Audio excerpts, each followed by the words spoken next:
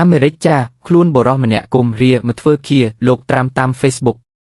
ទីក្រុងវ៉ាស៊ីនតោនបរោះជនជាតិអាមេរិកម្នាក់រស់នៅរដ្ឋ Florida ត្រូវសមត្ថកិច្ចចាប់ខ្លួនបន្ទាប់ពីគាត់ប្រើភាសាគំរាមកំហែងនៅលើបណ្ដាញសង្គមចង់ផ្ដាច់ផ្ដិលជីវិតលោកត្រាំបរោះរូបនេះអាចនឹងត្រូវចោទប្រកាន់ទៅតុលាការពីបទគំរាមសម្រាប់មនុស្សជាលីលាក់អក្សរនៅអាមេរិកសមត្ថកិច្ចយកចិត្តទុកដាក់ខ្ពស់ចំពោះការនិយាយប្រមាថជីវិតលោកត្រាំ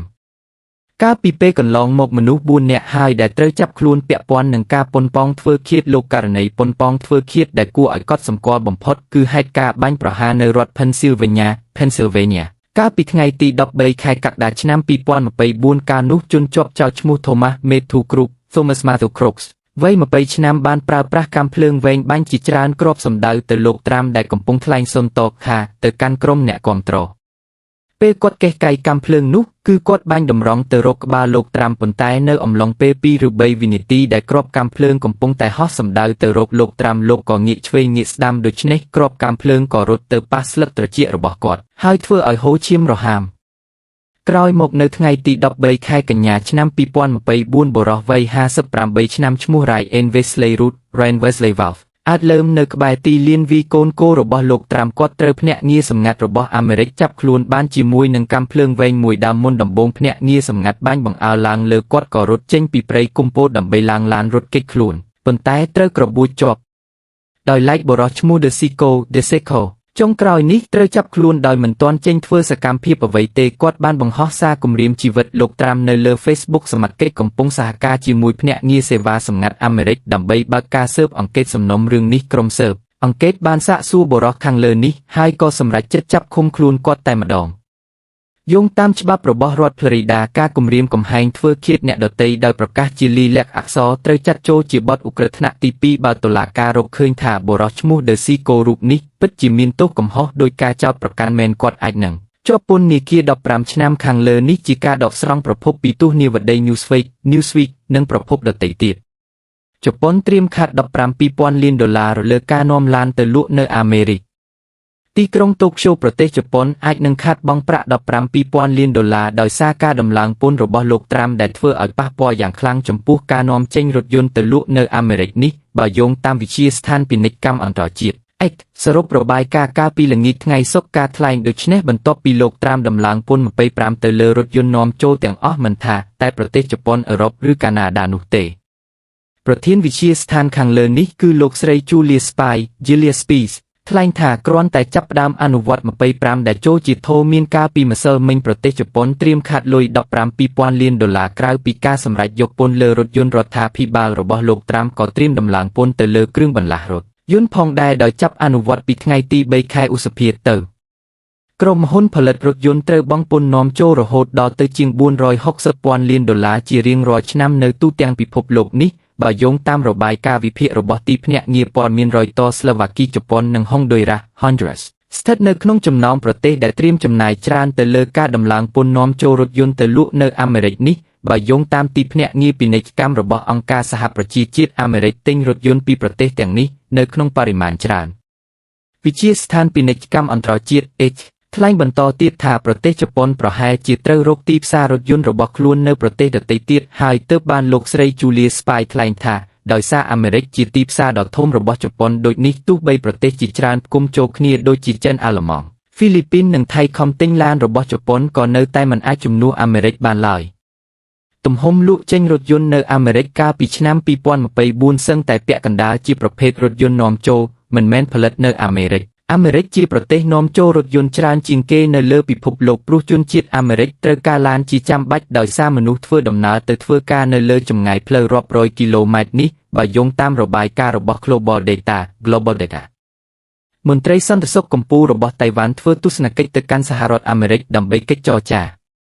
វ៉ាស៊ីនតោនប្រមុខក្រុមប្រឹក្សាសន្តិសុខជាតិរបស់កោះតៃវ៉ាន់បានធ្វើដំណើរទៅដល់សហរដ្ឋអាមេរិកហើយដើម្បីជួបពិភាក្សាជាមួយក្រុមមន្ត្រីនៃរដ្ឋបាលលោកប្រធានាធិបតីអាមេរិក Donald Trump តែប៉ុន្មានថ្ងៃប៉ុណ្ណោះបន្ទាប់ពីចិនបិទបញ្ចប់ការធ្វើសម្ពាធយោធានៅជុំវិញកោះតៃវ៉ាន់នេះបើតាមការចេញផ្សាយដោយទីភ្នាក់ងារសារព័ត៌មាន Reuters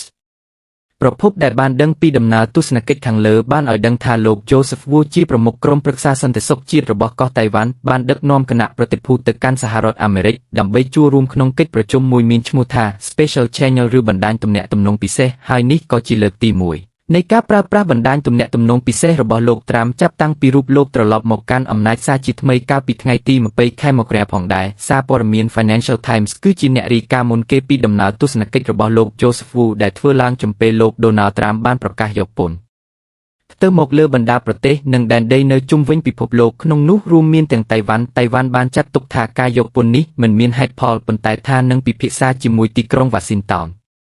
គួរបញ្ជាក់ថាកាលពីដើមសប្តាហ៍នេះយោធាចិនបានបិទបញ្ចប់ការធ្វើសម្យុទ្ធយោធារយៈពេល2ថ្ងៃនៅជុំវិញកោះតៃវ៉ាន់សម្យុទ្ធយោធានេះផ្ដោតសំខាន់លើការហាត់សម្ពីរបៀបបិទគប់តៃវ៉ាន់ការធ្វើសម្យុទ្ធបាញ់គ្រាប់ពិតនិងរយៈចម្ងាយឆ្ងាយនៅសមុទ្រចិនខាងកើតបែលសែកទំនងជានឹងមិនចាប់ខ្លួននាយករដ្ឋមន្ត្រីអ៊ីស្រាអែលលោក Netanyahu ឡើយ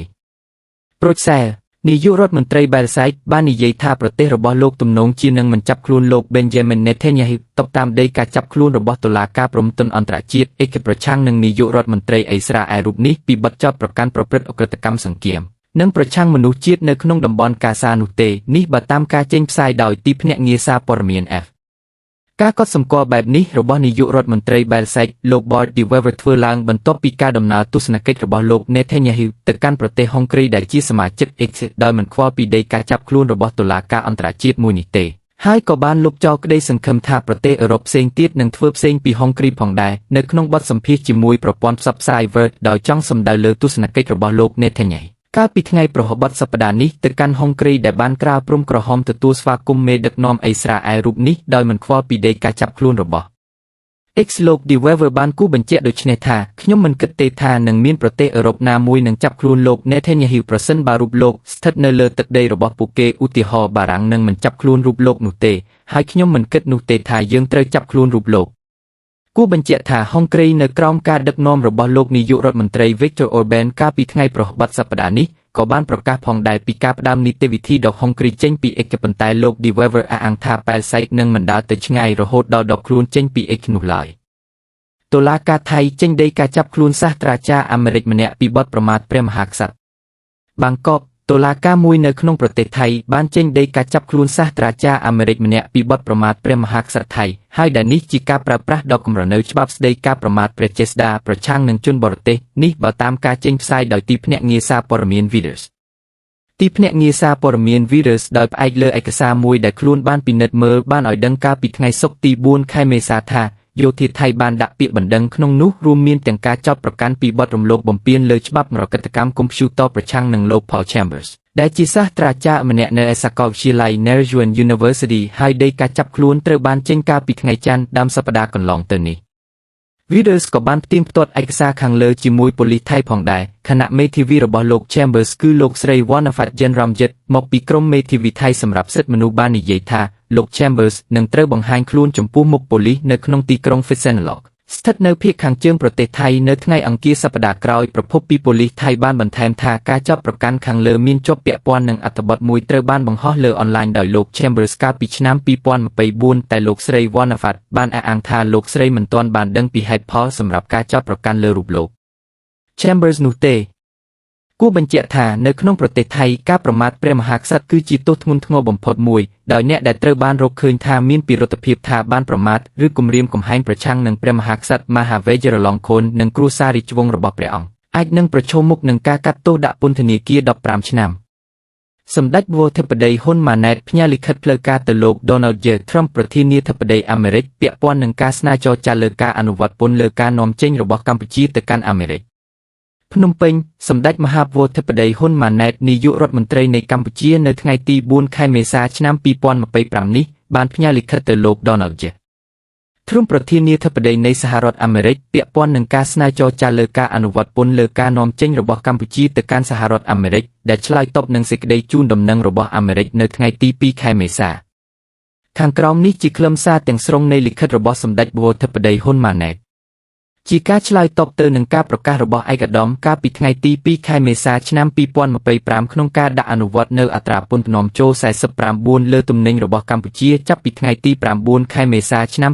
2025ខាងមុខនេះ កម្ពុជាសូមស្នើបើកការចរចាជាមួយរដ្ឋាភិបាលរបស់ឯកឧត្តមក្នុងពេលដ៏ឆាប់បំផុតតាមដែលអាចធ្វើទៅបាននិងសូមស្នើរដ្ឋាភិបាលរបស់ឯកឧត្តមពន្យាការអនុវត្តអត្រាពន្ធនាំចូលថ្មីនេះដោយក្តីអនុគ្រោះ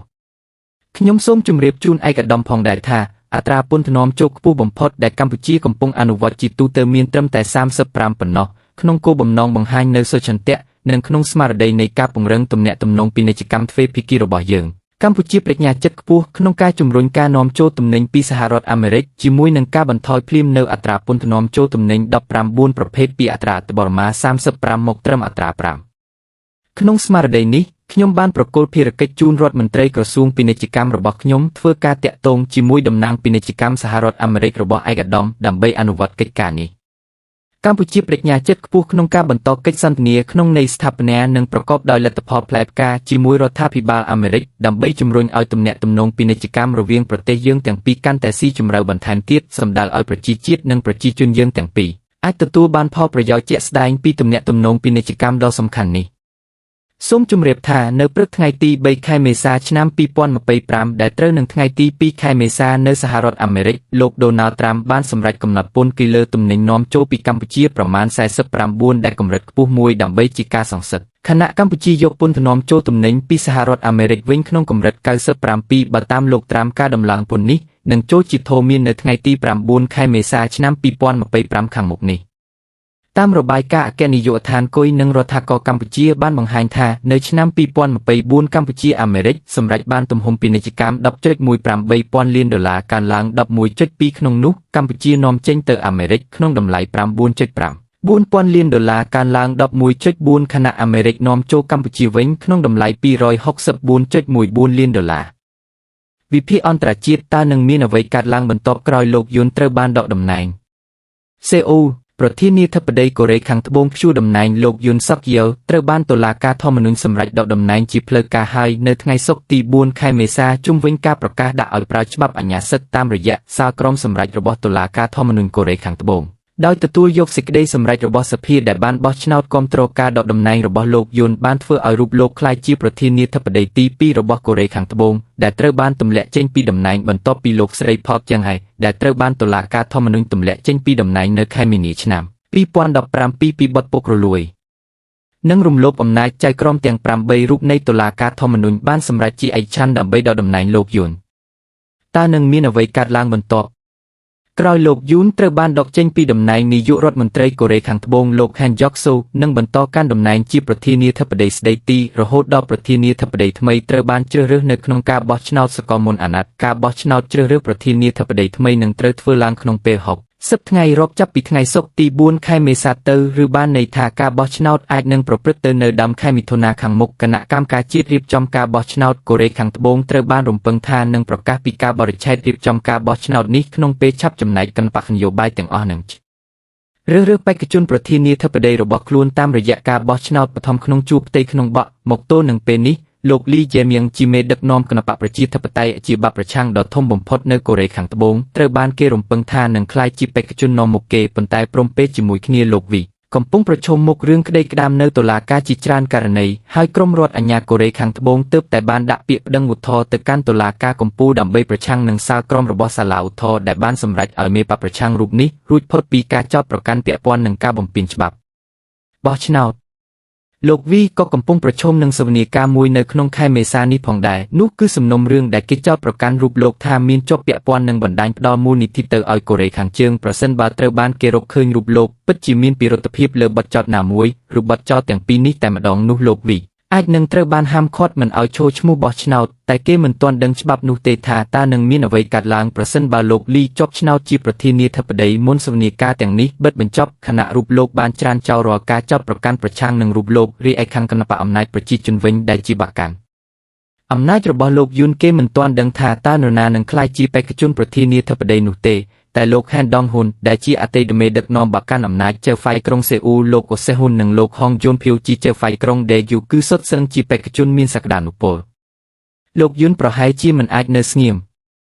ក្រុមអ្នកវិភាគមួយចំនួនយល់ថានៅប៉ុន្មានសប្តាហ៍ខាងមុខលោកយុនប្រហែលជាអាចគៀកក្រុមអ្នកគាំទ្រនៅតាមដងផ្លូវខណៈព្យាយាមពង្រឹងអំណាចរបស់លោកនៅក្នុងគណបកអំណាចប្រជាជន People Power Party ជាទីដែលថ្នាក់ដឹកនាំក្នុងបកនេះនៅតែមានភេដីភាពចំពោះរូបលោកប្រឈមមុខនឹងសវនាការកាត់ទោសពីបទល្មើសព្រំទណ្ឌនៃបទចោទបះបោរអំឡុងពេលប្រកាសប្រើច្បាប់អាញាសិទ្ធិដែលជាទោសអាចឲ្យរូបលោកជាប់ពន្ធនាគារអស់មួយជីវិតឬក៏ត្រូវប្រហារជីវិតលោកយុនមុខជានឹងចង់ឲ្យប្រធានាធិបតីថ្មីរបស់កូរ៉េខាងត្បូងគឺជាមនុស្សអភិរក្សនិយមមកពីកណ្ដាលរបស់លោកដែលអាចនឹងលើកលែងទោសឲ្យរូបលោកក្នុងករណីរូបលោកត្រូវបានកាត់ទោសឲ្យចុះពីរដ្ឋនិយាយជារួមលោកយុនទំនងជាអាចនឹងប្រឹងប្រែងធ្វើយ៉ាងណាឲ្យមនុស្សដែលលោកគាំទ្រក្លាយជាបេក្ខជនប្រធានាធិបតីតំណាងឲ្យគណបកអំណាចប្រជាជនគួរបញ្ជាក់ថាលោកយុនសុកយោដែលត្រូវបានសភាគ្រប់គ្រងដោយក្រុមគណបកប្រឆាំងព្យួរតំណែងកាលពីថ្ងៃទី14ខែធ្នូជុំវិញការប្រកាសប្រើច្បាប់អាញាសិទ្ធិកាលពីថ្ងៃទី3ខែធ្នូឆ្នាំ